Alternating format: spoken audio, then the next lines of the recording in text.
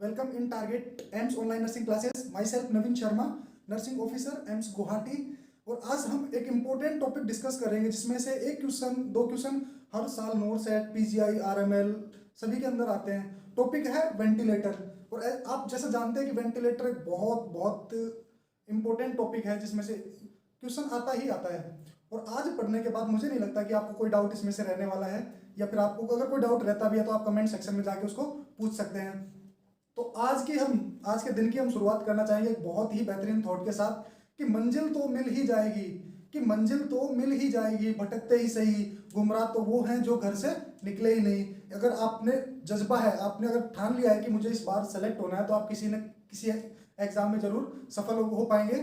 तो आज हम शुरुआत करते हैं वेंटिलेटर से कि वेंटिलेटर क्या होता है। तो वेंटिलेटर के अंदर हम वेंटिलेटर क्या होता है, वेंटिलेटर के मोड्स क्या होते हैं, मोड्स किस मैकेनिज्म पे काम करते हैं, इसकी सेटिंग्स क्या है, इनको कैसे सेट करते हैं, उन सब के बारे में डिटेल से स्टडी करेंगे। अगर आपको कोई क्वेरी हो इस टॉपिक को पढ़ाने के बाद तो आप कमेंट सेक्शन में जाके पूछ सकते हैं। तो बात करते हैं वेंटिलेटर की कि वेंटिलेटर क्या होता है। तो वेंटिलेटर एक ऐसी डिवाइस होती है, एक ऐसी मशीन होती है जो आजकल तो पॉसिबली हर हॉस्पिटल के अंदर, हर एक क्लिनिकल सेटिंग में मिलता है। ताकि वो क्या करता है कि जब पेशेंट कोमाटोस हो या फिर कोई अनकॉन्शियस पेशेंट हो, तो उसको क्या करते हैं, आर्टिफिशियली ब्रीदिंग का काम करते हैं। आपके पास एक पेशेंट है, जो उस पेशेंट की ब्रीदिंग जीरो है, तो वो क्या करता है कि हम उसमें एक वेंटिलेटर, दो टाइप के होते हैं, एक तो नॉन इन्वेसिव और एक इन्वेसिव। तो हम दोनों मेथड से उस पेशेंट को क्या करते हैं, आर्टिफिशियल ब्रीथ देते हैं। आर्टिफिशियल ब्रीथ यानी कि कृत्रिम रूप से सांस, यानी कि जब पेशेंट खुद सांस नहीं ले पा रहा तब हम उसको किसी डिवाइस के थ्रू जो ब्रीदिंग प्रोवाइड करवाते हैं उसी को हम वेंटिलेटर बोलते हैं। तो वेंटिलेटर के अंदर क्या होता है कि डिफरेंट डिफरेंट टाइप्स के मोड होते हैं जो उसको चलाने के लिए हेल्पफुल होते हैं। जिस प्रकार हमारा स्मार्टफोन जो होता है उसको चलाने के लिए हमें डिफरेंट डिफरेंट एप्लीकेशन से चाहिए, व्हाट्सएप चाहिए, फेसबुक चाहिए, इंस्टाग्राम चाहिए, हमें गूगल चाहिए, क्रोम चाहिए। उसी तरीके से वेंटिलेटर को चलाने के लिए हमें डिफरेंट डिफरेंट मोड्स की जरूरत होती है। और वो मोड्स हेल्प करते हैं कि पेशेंट की कंडीशन क्या है और किस कंडीशन में कौन सा मोड सेट करना है या कौन सा वेंटिलेशन सेट करना है, जिससे पेशेंट को इजीनेस हो ब्रीदिंग के अंदर। कि अगर पेशेंट अगर खुद ब्रीद ले पा रहा है तो उसमें कौन सा मोड देंगे, पेशेंट अनेबल है कि वो बिल्कुल भी उसकी ब्रीदिंग एब्सेंट है तो उसमें कैसा मोड लगाएंगे, वो सब आज हमें डिटेल से स्टडी करेंगे। तो पहले हम देखते हैं कि वेंटिलेटर क्या होता है। वेंटिलेटर एक ऐसी डिवाइस है जिस प्रकार एक मदर अपने बच्चे को खाना खिलाती है, उसी प्रकार वेंटिलेटर क्या करता है, एक बिल्कुल जिसमें ब्रीदिंग एब्सेंट है उस पेशेंट को ब्रीथ प्रोवाइड करवाता है। तो पेशेंट ये क्या करेगा, आर्टिफिशियल ब्रीदिंग। तो वेंटिलेटर को कैसे लिखेंगे कि आर्टिफिशियल ब्रीदिंग, आर्टिफिशियल ब्रीदिंग। और किस पेशेंट को देंगे, who are unable to breathe themselves.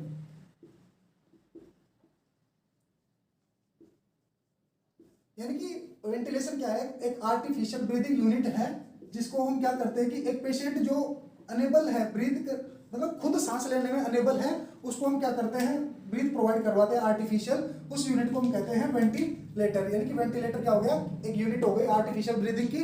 और किस पेशेंट को जो खुद ब्रीथ नहीं ले सकता है, उसकी कोई सर्जरी होने वाली हो या उसको कोई रेस्पिरेटरी फेलियर हो, तो उस पेशेंट को हम क्या करते हैं, जो ब्रीथ प्रोवाइड करवाते हैं उसको हम बोलते हैं वेंटिलेटर। तो अब देखते हैं कि वेंटिलेटर की इंडिकेशंस क्या क्या होता है, कि वेंटिलेटर किस किस पेशेंट को हम दे सकते हैं। तो हम उसमें इंडिकेशन में देखेंगे कि किस किस पेशेंट को हम वेंटिलेटर लगा सकते हैं। तो किस किस पेशेंट को लगा सकते हैं, जिस पेशेंट का रेस्पिरेटरी फेलियर हो, कोई कोमा में चला गया पेशेंट हो, कोई किसी को पैरालिसिस हो गया हो, या किसी को कोई डायफ्रामेटिक इंजरी हो गई हो, मायोकार्डियल इन्फेक्शन का कोई पेशेंट हो, शोक का कोई पेशेंट हो, तो उन सबको हम क्या कर सकते हैं, वेंटिलेटर लगा सकते हैं। और वेंटिलेटर क्या करता है, उस पेशेंट को ब्रीथिंग प्रोवाइड करवाता है जिससे कि उसकी बॉडी में ऑक्सीजन सर्कुलेट होती रहे और वो पेशेंट जिंदा बचा रह सके। तो ये क्या होता है कि वेंटिलेटर, और वेंटिलेटर के क्या होता है, इंडिकेशंस। अब आता है कि वेंटिलेटर में डिफरेंट डिफरेंट मोड्स की हम बात करते हैं कि वेंटिलेटर में कौन सा मोड कब लगाते हैं, कब क्या। तो उससे बात करने से पहले मैं बताऊंगा कि वेंटिलेटर के जो मोड होते हैं वो भी मतलब उनके भी करेक्टरिस्टिक्स होते हैं कि वेंटिलेटर्स के मोड किन किन करेक्टरिस्टिक्स पे काम करते हैं, या फिर हम बोले कि जो मोड्स होते हैं उनके करेक्टरिस्टिक्स क्या होते हैं। तो हम बोले वो तीन तरीके के होते हैं। यानी कि मोड जो होंगे वो तीन कैरेक्टरिस्टिक्स पे काम करेंगे। पहला होता है ट्रिगर, पहला होगा ट्रिगर, दूसरा होगा साइकिल, और तीसरा होगा लिमिट। मैंने अभी बताया था आपको कि वेंटिलेटर जो होता है ना एक मदर की तरह होता है, जो एक जैसे एक मदर अपने बेबी को क्या करती है, फीड करवाती है, उसी तरीके से क्या करता है वेंटिलेटर एक पेशेंट को ब्रीथ प्रोवाइड करवाता है। तो ट्रिगर में क्या होता है, जैसे मदर बच्चे को क्या करती है, खाना खिलाती है, एक मदर खाना खिला रही है, तो वो जब से खाना स्टार्ट करती है, यानी कि उसको खाना कैसे खिलाना है, किस पोजीशन में खिलाना है, तो उसको कहते हैं कि इसमें मान लो मदर बच्चे को खाना खिला रही है, उसमें वेंटिलेटर क्या करेगा, ट्रिगर का काम करेगा। तो ट्रिगर क्या होगा कि हाउ टू इंस्पायरेशन स्टार्ट, यानी कि क्या होगा कि ट्रिगर में वेंटिलेटर इंस्पायरेशन यानी कि ब्रीदिंग की यूनिट को कैसे स्टार्ट कर रहा है, मतलब ब्रीदिंग कैसे करवा रहा है, वो किस में आता है, ट्रिगर में। अब ये क्या हो सकता है, दो टाइप का हो सकता है, या तो हो सकता है कि पेशेंट खुद सांस ले, या हो सकता है कि पेशेंट बिल्कुल ब्रीथलेसनेस है, तो उस टाइम क्या होगा कि वेंटिलेटर सांस दे। तो यानी कि पहला कंडीशन तो क्या होगा कि पेशेंट ट्रिगर, जिसमें पेशेंट एबल है लेकिन सफिशिएंट सांस नहीं ले पा रहा है, और दूसरा हो गया वेंटिलेटर ट्रिगर। यानी इसमें क्या हुआ, एक तो ये हो गया पेशेंट ट्रिगर का मतलब क्या हो गया कि एक मदर जो बेबी को खाना खिला रही है, या वो बेबी एबल है कि वो बेबी खाना खा ले, लेकिन एक बार खा लिया, दो बार खा लिया, तीसरी बार में फिर वो भूल जाता है कि मेरे को खाना खाना है, या फिर वो और कहीं बिजी हो जाता है, तो उसकी माँ क्या करती है, उसको खाना खिलाती है। जब उसकी माँ उसको खाना खिलाने लग जाए उसको बोलते हैं वेंटिलेटर ट्रिगर। यानी कि पेशेंट खुद सांस ले रहा है तो पेशेंट ट्रिगर, और अगर वेंटिलेटर सांस दे रहा है तो वेंटिलेटर ट्रिगर। दूसरा आता है साइकिल का मतलब क्या होता है कि जैसे एक मदर बेबी को खाना खिला रही है, इसमें तो उसने क्या कर दिया, खाना स्टार्ट कर दिया। अब इसमें आएगा हाउ टू इंस्पायरेशन एंड। अब इसमें क्या है कि मदर जो है बेबी को खाना खिलाते खिलाते कब तक उसको खाना खिलाएगी, यानी कि उसका खाना कब एंड करेगी, वैसे ही वेंटिलेटर उसका इंस्पिरेशन उसने जो स्टार्ट किया है उसको कब एंड करेगा वो डिपेंड करता है उसकी साइकिल पे। अब इसमें क्या होता है, ये साइकिल भी तीन तरीके की हो सकती है, या तो वॉल्यूम साइकिल हो, या टाइम साइकिल हो, या प्रेशर साइकिल हो। मान लो एक वेंटिलेटर है, हमने पेशेंट को कनेक्ट किया, अब वेंटिलेटर ने क्या करा कि हमने उसमें जितना वॉल्यूम सेट किया, उस वॉल्यूम को एग्जिट होने के बाद 500 ml मान लो हमने उसका टाइडल वॉल्यूम सेट कर रखा है, तो वेंटिलेटर से जैसे ही 500 ml वॉल्यूम निकलेगी, उसके बाद वेंटिलेटर इंस्पिरेशन जो होता है उसको बंद कर देगा, एंड कर देगा।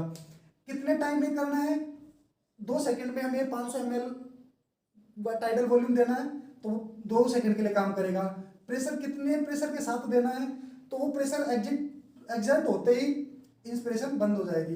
तो ये क्या हो गया, पहला ट्रिगर जिसमें कैसे उसने ब्रीथ स्टार्ट किया, सेकंड साइकिल की उसने कैसे उस ब्रीदिंग को एंड किया, तीसरा होता है लिमिट में क्या आएगा कि वो जो आपने इसमें मदर ने खाना स्टार्ट किया था, इसमें मदर ने खाना खत्म कर दिया, इसमें यह कि मदर ने मतलब खाना खिला के और बर्तनों को ले गई। तो इसमें क्या करेंगे कि हम हाउ टू इंस्पिरेशन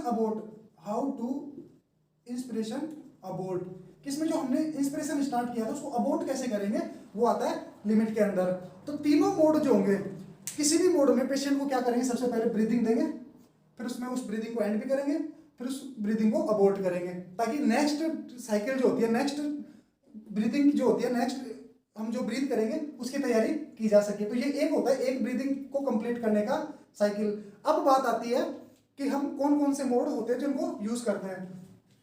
तो इसमें मोस्टली बहुत सारे मोड होंगे, लेकिन उन मोड को हम 3 टाइप से डिवाइड करते हैं, या तो पेशेंट कॉन्शियस हो, या पेशेंट अनकॉन्शियस हो, या पेशेंट दोनों कंडीशन में हो। यानी कि पहली कंडीशन एक होता है कंट्रोल्ड,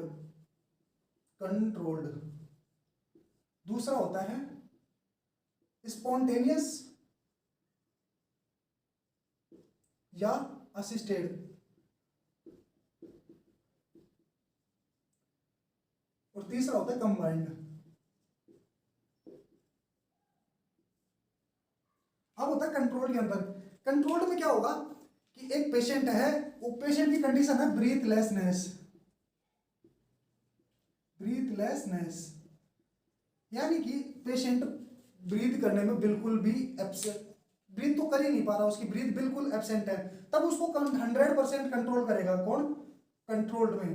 कंट्रोल्ड जो मोड होगा उसके अंदर पेशेंट ब्रीथलेसनेस होगा, जिसकी वजह से ये क्या होगा, सारा कंट्रोल जो होगा वेंटिलेटर के पास होगा। तो कंट्रोल में कौन कौन से आते हैं, पहला है CMV, और CMV की फुल फॉर्म होती है कंट्रोल्ड मैंडेटरी वेंटिलेशन। इसमें क्या हो गया, CMV यानी कंट्रोल मैंडेटरी वेंटिलेशन। इसमें इसको हम क्या कहते हैं, इसको दूसरा नाम इसको हम कह सकते हैं ब्रीद लोक वेंटिलेशन। इसको हम क्या बोलेंगे, ब्रीद लोक वेंटिलेशन। यानी कि इसका मतलब क्या हो गया कि इसमें पेशेंट की ब्रीथ को लॉक कर देगा। इसमें आपने जितनी रेट सेट की है ये उसी रेट को खुद फॉलो करेगा। यानी कि ये क्या कर देगा, एक पेशेंट आया, पेशेंट बिल्कुल अनकॉन्शियस है, पेशेंट बिल्कुल भी सांस नहीं ले पा रहा, तो ये आपने वेंटिलेटर को सेट कर दिया CMV मोड में और उसकी रेट सेट कर दी 14 ब्रीथ पर मिनट। यानी कि वेंटिलेटर उसको कितनी ब्रीथ देगा, 14 ब्रीथ देगा। अब ये कैसा है, ब्रीथ लॉक वेंटिलेशन, यानी कि इसने क्या कर रखा है, ब्रीथ को लॉक कर रखा है। यानी कि जितनी ब्रीथ ये देगा वेंटिलेशन CMV मोड देगा उतनी ही ब्रीथ जाएंगी। अब उसने 14 ब्रीथ दे दी, कुछ देर के लिए तो ठीक था। अब पेशेंट क्या हो गया, कॉन्शियस होने लग गया। अब वो सांस लेना चाह रहा है, पेशेंट खुद भी चाह रहा है कि मैं सांस लूं, लेकिन ये क्या कर देगा, उसको लॉक कर देगा। अब वो उसको इतनी अलाउ करेगा कि 14 ब्रीथ आप लो, ओनली 14 ब्रीथ ये प्रोवाइड करवाएगा। तो उस कंडीशन में क्या होगा कि ये कहेगा कि पेशेंट बोल रहा है कि मैं सांस लूं, ये कह रहा है कि नहीं पहले तो मैं सांस छोड़ूं। यानी कि पेशेंट चाह रहा है इंस्पिरेशन करना, ये चाह रहा है एक्सपिरेशन करना। तो इसमें क्या होगा, पेशेंट को सफोकेशन होगा, और उसकी वजह से क्या होगा, कॉम्प्लिकेशन इसका क्या होता है, लंग इंजरी हो जाती है। लंग इंजरी, लंग इंजरी होगी, डायफ्रामेटिक इंजरी हो सकती है।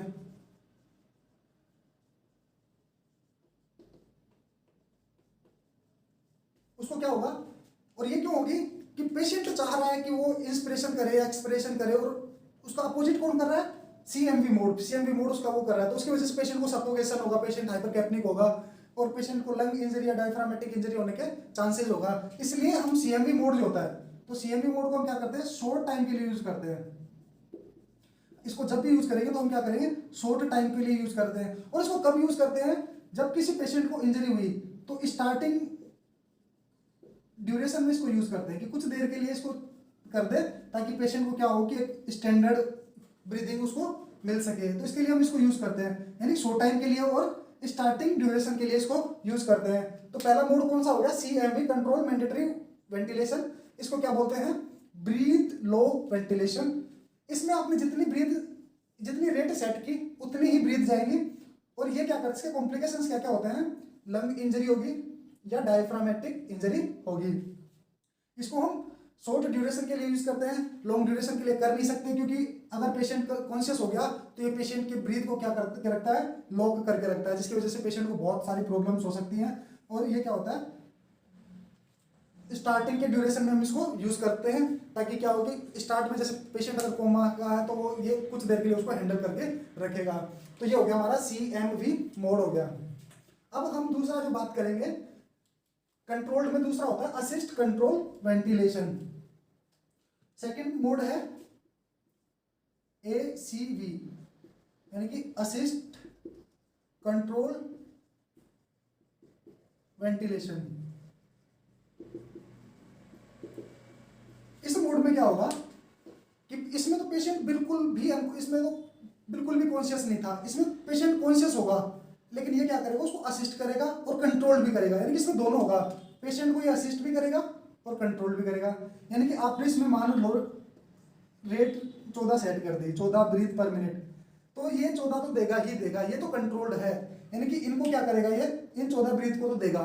अब पेशेंट हो गया कॉन्शियस और पेशेंट की ब्रीथ आ गई, 5 ब्रीथ आ गई, patients breath 5 breath per minute, ये पेशेंट खुद कर रहा है। यानी कि असिस्ट कंट्रोल वेंटिलेशन में क्या होगा कि 14 ब्रीथ तो वेंटिलेटर खुद दे रहा है और 5 पेशेंट की खुद की ब्रीथ है। यानी कि पेशेंट ट्रिगर कितना है, 5, तो ये क्या हो गया, 19 breathe per minute, 19 breathe per minute. अब क्या होगा, 14 और 5 19, पेशेंट को जरूरत है केवल 14 की। इससे पेशेंट को क्या कॉम्प्लिकेशन होगा, तो हम बोले कि इसका कॉम्प्लिकेशन क्या हो गया, hyper ventilation, hyper ventilation, hyper ventilation हो गया। जो सीएमवी मोड था इसको हम क्या करते हैं, लेस यूज करते हैं, लेस यूज मोड है, इसको यूज करते हैं, कम करते हैं ना। और इसमें क्या होगा कि पेशेंट को कॉम्प्लिकेशन क्या होगा, हाइपर वेंटिलेशन। और इस असिस्ट कंट्रोल वेंटिलेशन में क्या होता है, ये पेशेंट को ये तो क्या था, सीएमवी मोड तो पेशेंट की ब्रीथ को लॉक कर रहा था, लेकिन एसीवी क्या करता है, ब्रीथ को लॉक नहीं करता। यानी कि पेशेंट खुद सांस लेना चाह रहा है, ये कहेगा कि ले तू सांस भी ले और मैं भी दूंगा, मतलब तू भी ले मैं भी दूंगा। तो ये ऐसा नहीं करेगा कि इसमें 5 आ रही है तो लगे 5 तो तू ले ले और 9 मैं दे देता हूं, नहीं, ये पूरी 14 खुद की भी देगा, 5 भी उस पेशेंट को भी लेने देगा। तो इससे क्या होगा, पेशेंट हाइपर वेंटिलेट होगा और पेशेंट को क्या होगा, CO2 लेवल इंक्रीज होगा। मैं बोलूं कि पेशेंट क्या हो जाएगा, हाइपर कैप्निक हो जाएगा, हाइपर कैप्निक पेशेंट हो जाएगा। तो ये कौन सा हो गया, असिस्ट कंट्रोल वेंटिलेशन। अब इसका तीसरा टाइप है प्रेशर कंट्रोल वेंटिलेशन। इसका तीसरा टाइप है प्रेशर कंट्रोल वेंटिलेशन। इसमें हम प्रेशर को कंट्रोल करेंगे, प्रेशर कंट्रोल वेंटिलेशन। इसमें तो हम क्या करते हैं कि एक तो पहली बात ये कि लीस्ट कॉमन मेथड है यूज, लीस्ट कॉमन यूज। अब इसको यूज ही नहीं करते, क्यों। और दूसरा कब यूज करते हैं, यूज जब किसी पेशेंट को बैरोट्रोमा हो, या तो बैरोट्रोमा हो या पेशेंट को कोई चेस्ट इंजरी हो।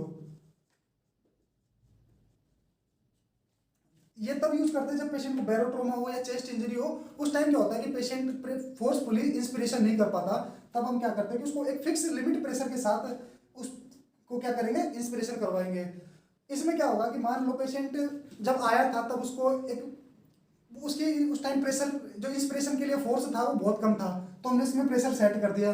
तो ये क्या करेगा, पेशेंट तो ले ही रहा है, मतलब इतना इंस्पिरेशन कर ही पा रहा है, ये उसमें प्रेशर और ऐड कर देगा, जिसकी वजह से पेशेंट को पहले ही बैरोट्रोमा यानी कि उसकी पहले ही चेस्ट इंजरी हो रखी है, लंग्स में प्रॉब्लम हो रखी है, ये क्या करेगा, उस इंजरी को और इंक्रीज कर देगा। इसलिए हम इसको क्या करते हैं, लेस कॉमन यूज करते हैं। तो पहला हो गया कौन सा, कंट्रोल्ड मेथड। कंट्रोल्ड मेथड में क्या होता है कि पेशेंट ब्रीथलेसनेस होता है, या फिर पेशेंट क्या होता है खुद की ब्रीथ पे इसमें कोई कंट्रोल नहीं होता, तब इसको हम यूज करते हैं। CMV, ACV और PCV। CMV में क्या होता है कि ब्रीथ लॉक हो जाती है, इसमें असिस्ट और कंट्रोल दोनों होता है। असिस्ट में बताया कि असिस्ट में पेशेंट खुद भी लेगा, कंट्रोल्ड में क्या होगा, वेंटिलेटर खुद भी देगा, जिसकी वजह से पेशेंट को क्या होता है, हाइपर वेंटिलेशन होता है। तीसरा होता है PCV, प्रेशर कंट्रोल वेंटिलेशन। और PCV में क्या होगा कि हम एक फिक्स प्रेशर के साथ या एक सेट प्रेशर के साथ पेशेंट को वेंटिलेट करवाएंगे। ये लीस्ट कॉमन मेथड होता है, और ये किसमें यूज करते हैं, जिस पेशेंट को कभी बैरोट्रोमा हुई हो या चेस्ट इंजरी हुई हो। तो ये था हमारा कंट्रोल्ड वेंटिलेशन। और कंट्रोल में कौन कौन से आते हैं, CMV, ACV और PCV मोड। तो ये 3 मोड आते हैं किसमें, कंट्रोल के अंदर, CMV, ACV और PCV। अब बात करते हैं हम स्पॉन्टेनियस या असिस्टेड। इसमें क्या होगा, पेशेंट खुद ब्रीथ करता है, स्पॉन्टेनियस में खुद ब्रीथ करेगा। दूसरा, वेंटिलेटर जो होगा उसको केवल असिस्ट करेगा, कि मान लो अगर पेशेंट नो ही ब्रीथ ले रहा है तो वो उनको नो ब्रीथ को तो सेंस करेगा, प्लस में 5 ब्रीथ जो उसकी कम रह गई तो उनको वो पूर्ति करेगा। तो इसमें ऐसा नहीं है कि पेशेंट को प्रॉब्लम हो रही है, कुछ ऐसा नहीं होगा। दूसरा बात करते हैं किसके, स्पॉन्टेनियस या असिस्टेड की। तो स्पॉन्टेनियस और असिस्टेड में क्या होगा कि पेशेंट की ब्रीथ क्या की जाएंगी, सेंस की जाएंगी, पेशेंट ब्रीथ सेंस्ड।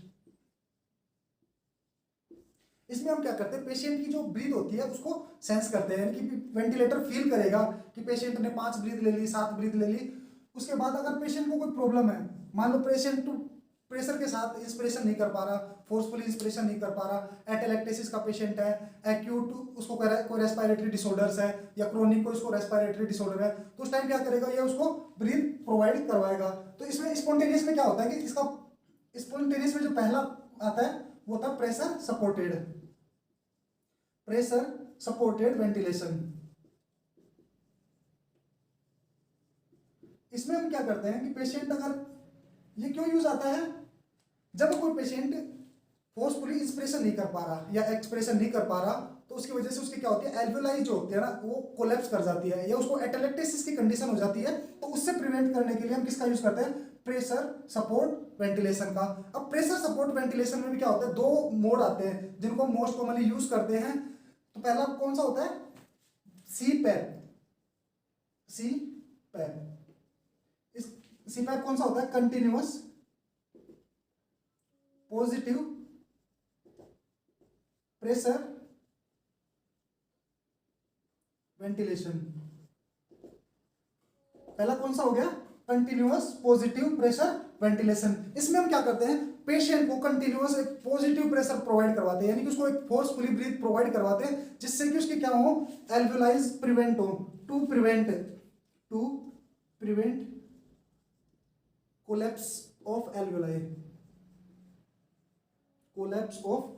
एल्वेलाई, यानी कि हम चाहते हैं कि पेशेंट की एल्वेलाइज जो है वो कोलैप्स ना करे। और दूसरा होता है, पहला सीपैप और सेकंड वन होता है बाईपैप में क्या होता है, बाई लेवल और वही पॉजिटिव प्रेशर वेंटिलेशन। यानी कि इसमें हम क्या करते हैं कि दोनों साइड के मतलब बाइलेटरल लंग्स जो होते हैं उनके अंदर पॉजिटिव प्रेशर प्रोवाइड करवाते हैं जिसकी वजह से पेशेंट के एल्वेलाइज जो है वो मतलब डायलेटेड रहें और पेशेंट एटेलेक्टेसिस से बच सके और उसको कोई लंग इंजरी ना हो। इसमें क्या होता है, डिफरेंस क्या है, सीपैप जो होता है वो इन्वेजिव मेथड है, सीपैप इन्वेजिव मेथड है, जबकि बाईपैप जो होता है, बाईपैप है ये नॉन इन्वेजिव मेथड है,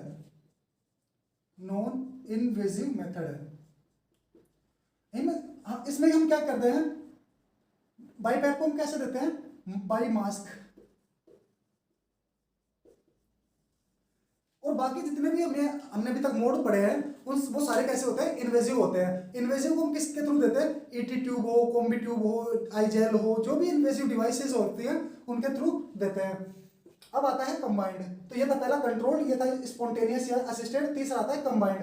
कंबाइंड के अंदर क्या होता है, कंट्रोल भी होगा और दूसरा असिस्टेड भी होगा, यानी कि पेशेंट को अगर जरूरत पड़ी तो कंट्रोल कर लेगा, जरूरत पड़ी तो उसको असिस्ट कर देगा। तो तीसरा होता है कंबाइंड। और कंबाइंड में सबसे मोस्ट कॉमन जो यूज होता है वो होता है SIMV। इसकी फुल फॉर्म होती है synchronised intermittent mandatory volume ventilation. तो ये क्या हो गया, सिंक्रोनाइज्ड इंटरमिटेंट मैंडेटरी वेंटिलेशन। तो SIMV मोड में सबसे मोस्ट कॉमन यूज होता है, सबसे मोस्ट कॉमन यूज है। इसमें हम क्या करते हैं, एक पेशेंट आपके पास हॉस्पिटल में आया, पेशेंट कोमा का है, कोमाटोस पेशेंट है, ब्रीथलेसनेस है। और पेशेंट जब आपके पास था उस टाइम पेशेंट को क्या था, बिल्कुल भी ब्रीथ नहीं थी, यानी कि आया जब पेशेंट की ब्रीथ 0 थी और 0 ब्रीथ पर मिनट। वह कब, जब पेशेंट एंटर हुआ। अब हमने उसको रेट रख दी 14 ब्रीथ पर मिनट, यानी अब हमने पेशेंट को कितनी ब्रीथ दी, 14 ब्रीथ पर मिनट के हिसाब से पेशेंट को वेंटिलेटर पे रखा। कुछ देर बाद क्या हुआ, पेशेंट होश में आ गया और पेशेंट ने ब्रीदिंग स्टार्ट कर दी। अब पेशेंट ने क्या करा, पेशेंट स्टार्ट ब्रीथ और पेशेंट ने कितनी ब्रीथ ली, 10 ब्रीथ पर मिनट। तो वेंटिलेटर क्या करेगा, उन 10 ब्रीथ को तो लेने देगा और खुद क्या करेगा, 4 ब्रीथ पर मिनट एक्स्ट्रा करके और टोटल इनको 14 ब्रीथ में कर देगा, 14 ब्रीथ पर मिनट। और पेशेंट को क्या कर लेगा, वो मैनेज कर लेगा। तो सबसे मोस्ट कॉमन जो मेथड होता है यूजेबल वो होता है SIMV मेथड। SIMV मेथड में भी कंबाइंड होने के बाद इसमें जो सबसे मोस्ट कॉमन आता है, इसमें भी 2 होते हैं, एक वॉल्यूम कंट्रोल वेंटिलेशन, एक प्रेशर कंट्रोल वेंटिलेशन। इन दोनों को सपोर्ट किया जाता है प्रेशर सपोर्टेड के द्वारा, PS, यानी प्रेशर सपोर्टेड जो था उसके थ्रू इसको किया जाता है, जिसमें प्रेशर सपोर्टेड में क्या आते हैं, सीपैप और बाईपैप को थ्रू। तो SIMV में जिसको सबसे ज्यादा यूज किया जाता है SIMV VCV, ये सबसे मोस्ट कॉमन यूजेबल होने, सबसे ज्यादा यूज होने वाला मोड होता है, वेंटिलेशन का मोड होता है। या फिर कोई अगर सिंगल एग्जाम में पूछ ले कि सबसे ज्यादा यूज होने वाला मोड है, तो वो है SIMV। पूछे अगर मिक्स करके पूछे कि SIMV VCV, SIMV PCV, SIMV और भी कोई अगर एग्जांपल देते तो उसमें सबसे ज्यादा होता है synchronised intermittent mandatory ventilation plus volume control ventilation. इसको सबसे ज्यादा किस में यूज करते हैं, सबसे ज्यादा वेंटिलेटर के अंदर यूज करते हैं, ताकि पेशेंट को कोई भी मोस्ट मतलब ऐसी कोई डेंजरस नहीं हो या कोई मोस्ट इंजरी नहीं हो जिसकी वजह से पेशेंट की जान पे बन आए, तो उसको बचाने के लिए हम क्या करते हैं, इस मोड का यूज करते हैं। तो सबसे ज्यादा कंबाइंड में कौन सा यूज होता है, SIMV। तो अब हम बात करते हैं, हमने पहले पढ़ा कंट्रोल मोड। कंट्रोल इसमें क्या होता है कि 3 मोड की हमने बात की, जिसमें पहला था, एक तो था CMV mode, control mandatory ventilation, इसमें पेशेंट की ब्रीथ लो हो जाती है। दूसरा जो हमने पढ़ा इसमें असिस्टेड कंट्रोल वेंटिलेशन, इसमें पेशेंट हाइपर वेंटिलेशन की कंडीशन में चला जाता है। क्यों? क्योंकि इसमें पेशेंट को जितनी रेट है उसके एक्स्ट्रा भी पेशेंट की ब्रीथ जो होती है वो भी काउंट की जाती है। तीसरा जो था प्रेशर कंट्रोल वेंटिलेशन, इसमें एक्स्ट्रा प्रेशर के साथ पेशेंट को वेंटिलेट किया जाता है, जिसकी वजह से उसको बैरोट्रोमा चेस्ट इंजरी होने के चांसेस भी बढ़ जाते हैं। और अगर पेशेंट ऑलरेडी इसमें है तो इसको यूज करते हैं ताकि उस पेशेंट को क्या हो कि लंग एक्सपांड हो सके और उस पेशेंट को इंजरी से बचाया जा सके। स्पॉन्टेनियस के अंदर जो आता है यूज होता है उसको बोलते हैं प्रेशर सपोर्ट, और इसमें भी 2 होते हैं, एक CPAP होता है, एक BiPAP होता है। BiPAP जो होता है इसको हम बाई मास्क देते हैं, बाकी जितने भी मोड्स होते हैं वो सारे वेंटिलेटर में किसके थ्रू, इन्वेजिव प्रोसेस के थ्रू होते हैं, जबकि BiPAP क्या होता है, नॉन इन्वेजिव में आता है। कोई पूछ ले कि नॉन इन्वेजिव में कौन सा आता है तो उसको बोलते हैं BiPAP। और BiPAP को किससे देते हैं हम, मास्क के थ्रू। एक मास्क होता है जिसको फेस पे लगाया जाए, उसको ऊपर भी और नीचे भी टाई किया जाता है। तीसरा होता है कंबाइंड। कंबाइंड में जो हमने सबसे ज्यादा बात की वो था SIMV, और अगर इसमें भी पूछे तो इसमें भी 2 होते हैं, SIMV VC और SIMV PC। इन सबको सपोर्ट किया जाता है और किसके साथ, PS के साथ, यानी कि इसको प्रेशर सपोर्टेड रखा जाता है ताकि पेशेंट को एटेलेक्टिसिस की कंडीशन से बचाया जा सके। तो ये थे हमारे वेंटिलेटर के डिफरेंट मोड, और आज तक इनसे बाहर कभी क्वेश्चन पूछा नहीं है, और उम्मीद करता हूं कि इनसे बाहर कभी क्वेश्चन भी ना आ पाए। तो इसलिए याद रखना कि मोस्ट कॉमन कौन सा, लिस्ट कॉमन कौन सा यूज करते हैं, सपोर्टेड इसमें कौन से आते हैं, मास्क से कौन सा देते हैं। तो ये सारे क्वेश्चन थे जो इसमें इंक्लूड किए। अब आता है, आपने जब भी वेंटिलेटर देखा होगा, ज्यादातर ने वेंटिलेटर देखा ही होगा, इसमें हम बात करते हैं कि आपने जब वेंटिलेटर देखा होगा तो उसमें एक ग्राफ चलता है, तो उस ग्राफ में कौन सा इंस्पिरेशन होता है, कौन सा एक्सप्रेशन होता है, और कब वो एक्सप्रेशन पोज होता है, इंस्पिरेशन कब स्टार्ट होता है, तो उनकी हम बात करते हैं। तो आप आगे से जब भी आप वेंटिलेटर देखोगे तो उम्मीद करूंगा कि आप उसको पहचान जाओगे कि इसमें इंस्पिरेशन कौन सा है, एक्सप्रेशन कौन सा है। इसमें एक लाइन इस तरीके, वो ग्राफ इस तरीके से चलता है। इसमें जो ये वाला वाई एक्सिस पे जो होता है इसको हम प्रेशर, इसमें हम प्रेशर को डिनोट करते हैं। इस एक्स एक्स पे जो होता है उसको हम, उस पे हम टाइम डिनोट करते हैं। टाइम और प्रेशर के सापेक्ष जो हम ग्राफ निकालते हैं उसमें हम इंस्पिरेशन और एक्सप्रेशन दोनों को इंक्लूड करते हैं। तो इसमें ये क्या होता है, एक लाइन होती है इस तरीके से, तो ये जो लाइन होती है ये इंस्पिरेशन की होती है। इस ड्यूरेशन में इंस्पिरेशन चल रहा होता है, मतलब इंस्पिरेशन है, ये होती है इंस्पिरेशन की फेज, इंस्पायरेटरी फेज। फिर इसमें एक और लाइन इस तरीके से देखी होगी आपने, ये जो लाइन होती है, ये जो ग्राफ होता है इसको हम बोलते हैं एक्सपायरेटरी फेज।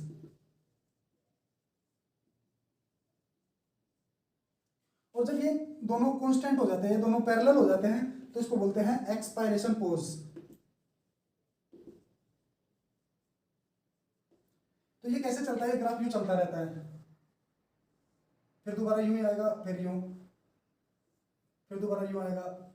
अगर मान लो कि इसमें ये हो गया कि ये ग्राफ यूं गया, फिर इसमें यूं आया लंबा, तो इस मतलब इंस्पिरेशन बहुत लंबा हो गया है, और फिर यूं आ जाए तो मतलब एक्सपिरेशन में, तो उस पेशेंट को क्या होगा कि इंस्पिरेशन की वजह से एक्स्ट्रा O2 एक्यूमुलेट होगी, और CO2 क्या होगी, CO2 की, तो हाइपोकैप्निक में पेशेंट चला जाएगा। तो ये ग्राफ जो होता है वो किस में हेल्प करता है, पेशेंट की CO2 लेवल को या इंस्पिरेशन एक्सप्रेशन को डिटेक्ट करने में हेल्प करता है। अगर अभी तक यहाँ तक कोई भी आपको प्रॉब्लम रही हो तो आप नीचे कमेंट बॉक्स में लिख सकते हैं, और इस जो अभी तक आपने पढ़ा है इसके नोट्स आपको डिस्क्रिप्शन में एक लिंक मिलेगा, लिंक पे क्लिक करके आप उन नोट्स की PDF को इजीली गेट कर पाएंगे। और यहाँ तक अगर कोई प्रॉब्लम है तो प्लीज आप कमेंट करके जरूर बताएं। और इसके जो आगे वेंटिलेटर सेटिंग्स हैं वो हम उनको आगे अगले पार्ट में पढ़ेंगे कि वेंटिलेटर सेटिंग मतलब वेंटिलेटर को सेट कैसे करते हैं, वेंटिलेटर में डिफरेंट टाइप्स की जो प्रॉब्लम्स आती है वो कैसे आती है, कौन कौन सी प्रॉब्लम्स आती हैं, और इसमें डिफरेंट डिफरेंट अलार्म सिस्टम होते हैं, हाई पीप पीप होती है, जिनमें से क्वेश्चन आता ही आता है। तो उन सबको हम नेक्स्ट लेक्चर में डिस्कस करेंगे। तब तक के लिए प्लीज़ चैनल को लाइक करें, सब्सक्राइब करें, शेयर कमेंट जो भी आप करें जरूर करें। Thank you so much.